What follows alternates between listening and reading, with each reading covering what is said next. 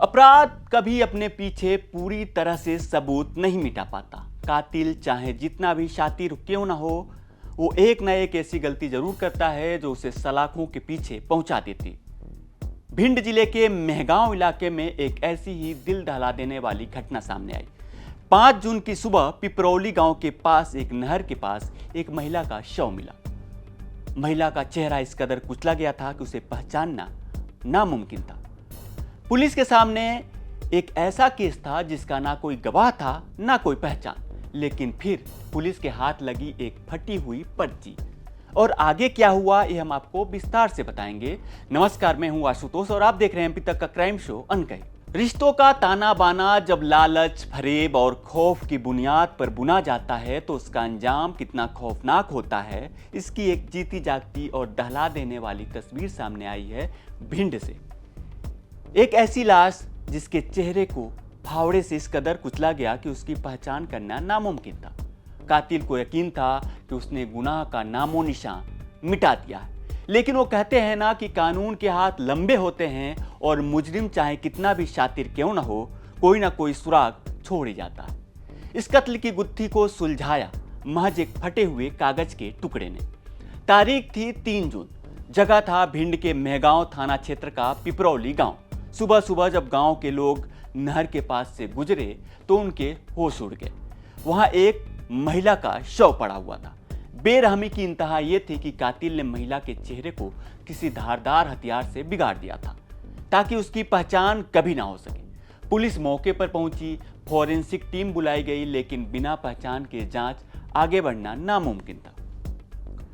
Police घटनास्थल पर थी, छानबीन चल रही थी और इसी दौरान पुलिस की नज़र घटनास्थल पर पड़े एक कागज के कुछ टुकड़ों पे पड़ी।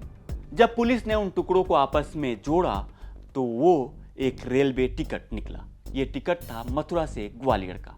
बस यही फटा हुआ टिकट पुलिस के लिए इस अंधे कत्ल की गुत्थी को सुलझाने का सबसे बड़ी चाबी बन गई।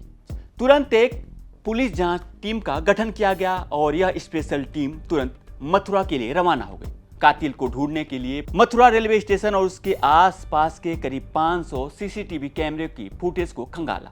घंटों की मशक्कत के बाद एक फुटेज में वही महिला दिखाई दी। पहचान की सबसे बड़ी कड़ी बनी महिला की साड़ी। उस महिला के साथ एक युवक भी नजर आ रहा था। सीसीटीवी फुटेज के आधार पर पुलिस ने भिंड के अजनौल निवासी नारायण बघेल को हिरासत में लिया। जब पुलिस ने कड़ाई से पूछताछ की तो नारायण टूट गया। उसने जो सच उगला उसने पुलिस वालों के रोंगटे खड़े कर दिए। यह कत्ल किसी अजनबी ने नहीं की, बल्कि खुद को उस महिला का पति बताने वाले नारायण ने की थी। थाना मेहगांव में पिपरौली गांव पड़ता है। वहां पे बंबा किनारे दिनांक 3 जून 2026 को एक अज्ञात महिला की लाश मिली थी।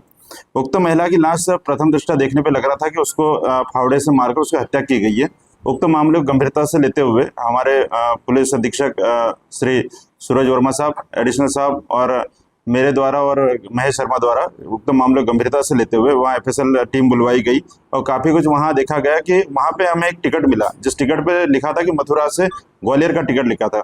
उक्त टिकट को लेकर यहाँ से टीम रवाना की गई। उक्त टीम को देखते हुए वहाँ सीसीटीवी फुटेज देखने पे पता चला कि वो महिला वहाँ से आती हुई दिख रही है और यहाँ तक दिखी। उसके बाद जो घटनाक्रम जैसे आगे बढ़े तो लोकल लोगों से और पूछताछ करने पर पता चला कि अजनौल एक गाँव का एक व्यक्ति था, उसके द्वारा एक महिला से प्रेम प्रसंग था। उसके साथ एक और अन्य महिला से प्रेम प्रसंग था।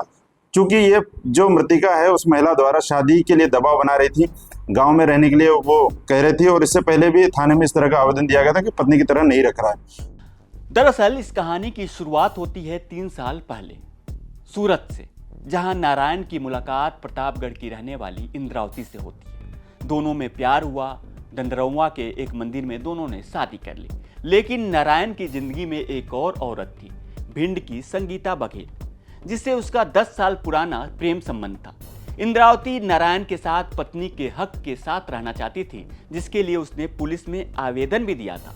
उधर संगीता लगातार नारायण पर दबाव बना रही थी कि वो इंद्रावती से पीछा छुड़ा ले। 2 पार्टों के बीच फंसे नारायण ने इस त्रिकोण का अंत खून से करने की खौफनाक साजिश रची। पुलिस ने कड़ियां जोड़ी, मथुरा से ग्वालियर और फिर ग्वालियर से भिंड। सीसीटीवी फुटेज के आधार पर साफ हुआ कि महिला ग्वालियर से भिंड जाने वाली ट्रेन में बैठी और सोनी रेलवे स्टेशन पर उतरी, लेकिन अब उसके साथ एक नहीं बल्कि 2 युवक थे।